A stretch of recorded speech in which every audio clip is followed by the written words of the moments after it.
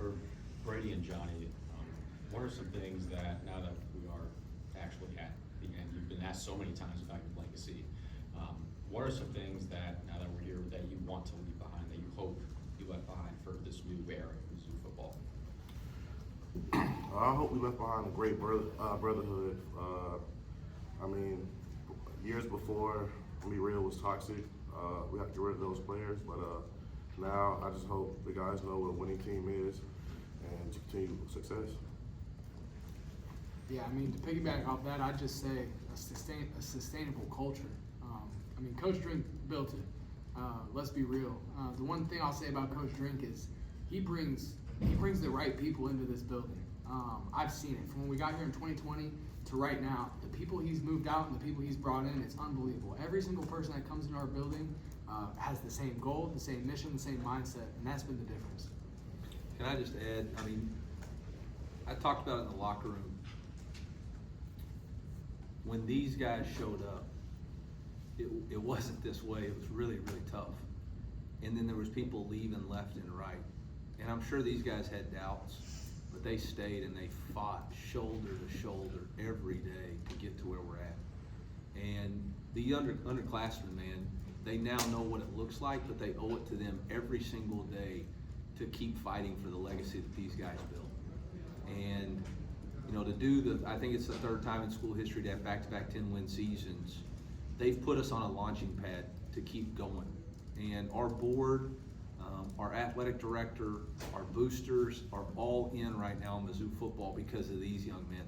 I mean, they're tearing down the north end zone because of these guys. And I mean, you saw the fans tonight again showing up in Mizzouville for us.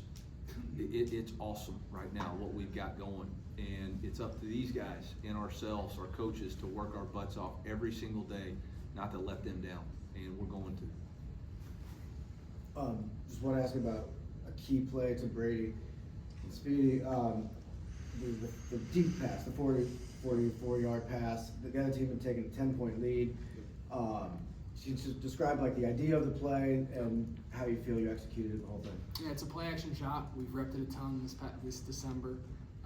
You know, Marquis knows he's the alert on that. You know, he's full speed. He's coming across the formation, and he knows he's the big one. And the safeties came down, and it was just that look. And you can see his ball skills. Whether the ball's underthrown, overthrown, left, right, doesn't matter. He's going to go up. He's going to make a play. He's going to be physical, and he's going to hold on to it, and that's what he does. Yeah, just describe what it was like for you as you see this thing coming. It's fine.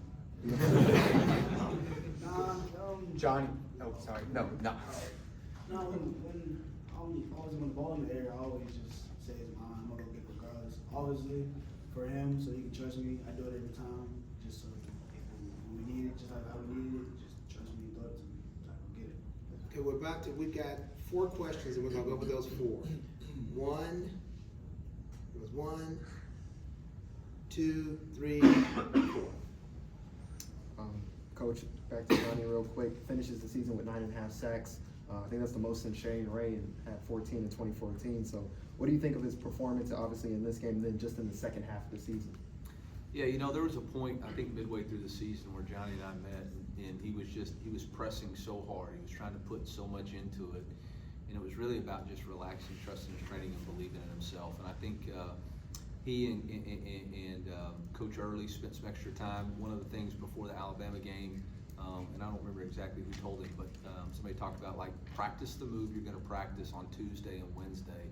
So you have, you know, the scouting report. Practice that move in one-on-ones, even if it's not going to work against maybe the starting left tackle that you're going against for us.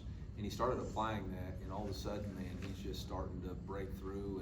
And I mean, they were chipping him tonight. I mean, every time I looked up, I'm like, dadgum, they're trying to chip him. They're trying to do this. And the sack he had there on the goal line, I mean, he rushed right through that offensive tackle and got up underneath him and just pushed him all the way into the quarterback, used his speed, you know, set him up thinking the speed and got him off balance, and then got his hands underneath and just drove him right into the quarterback. Hands inside wins. So you're just really proud of him. And, you know, really excited for him to get invited to the East-West Shrine game. Yeah, I'm going to tell everybody. He's got an injury. And I I thought he wouldn't play. In fact, I told him if it was my son, I wouldn't let him play. But he said, no, I want to play. I'm going to play, and we'll get it fixed afterwards if we have to get it fixed. If not, we're going to keep going. And for him to play 4 quarters tonight on an injury, when he could have said, no, I'm going to tap out and I'm going to go get ready for the draft and combine and East-West Shrine game. You just don't have that this much anymore, and it's just, I love you, buddy. What do you do, Coach? Feel like that? I remember you saying after the Arkansas game the time where you and Brady aren't going to be together, coaching QB, kind of fast approaching. Have you given that any more thought about what that future's going to look like? Well, honestly, I figured the NCAA would just grant everybody eligibility, so I've kind of been kicking it down the road a little bit, you know. So I keep hoping that there's like some sort of magic that'll happen, but you know, we talk about core value number 4 is enjoy the journey, and it's been a hell of a journey, and I'll always be indebted to him for what he's done for my family and what he's done for this program, but you know, journeys aren't always meant to be together forever, and so he's going to go start his own path and his own career, and I have no doubt he'll be successful in the NFL. He's going to get a chance, and just like we all found out, don't ever count him out. And I'm sure he'll be a starting quarterback someday in the NFL, and hopefully he'll let me come watch him play. And it's time for him to go chase his journey now. And what's that old weird saying, like don't cry because you're sad, be excited because it happened, or something like that. Like, I'm fortunate that it happened. I'm fortunate that he stayed with us. You know, I'm fortunate that him and Johnny chose to stay with us.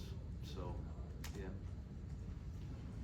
Brady, the play before your deep ball to Marquis, you found Daniel Blood on 3rd down for a big conversion. Prior to that throw, you were 1 for your last 11. How important was that throw to get your mojo back? It was huge. It was huge. I really trusted him on that route, and he ran it perfectly. He broke his man off. It was man coverage right on the sideline, tight turned, and I was really proud of him because that was a game-changing play. That was a 3rd down, and we needed it. We were on a dry spell. You know, I couldn't get anything going, and super proud of Daniel Blood for running that route and doing it just like he did. He's been 1 for 11 a lot. Like, that don't even faze him. That's nice. Brady, this program's meant a lot to you. You've expressed that.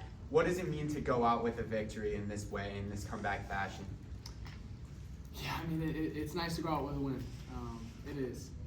You know, I look back 2021, 2022, that's not fun, leaving the bowl site and going out with a loss. Not at all. You think about it for a long time. That sits with you for a long time. And I definitely didn't want that to be the case with my last game in a Tiger uniform. So, you know, proud of the team, proud of how we prepared, how the coaches got us ready, how the team worked.